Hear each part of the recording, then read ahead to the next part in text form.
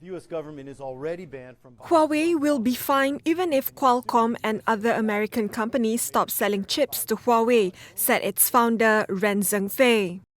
Nikkei Asian Review quoted Ren as saying during an interview with Japanese media on Saturday that Huawei has been preparing for the US trade ban on the company. He said the company had not done anything that violated the law. The Donald Trump administration blacklisted Huawei and its affiliates for posing a so-called national security threat. Ren added that even if the US asked Huawei to build facilities on American soil, Huawei would not do so.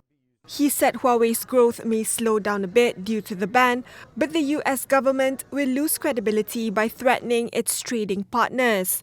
Huawei's chipset subsidiary HiSilicon said on Friday it will use backup chips it had independently developed to cope with the ban.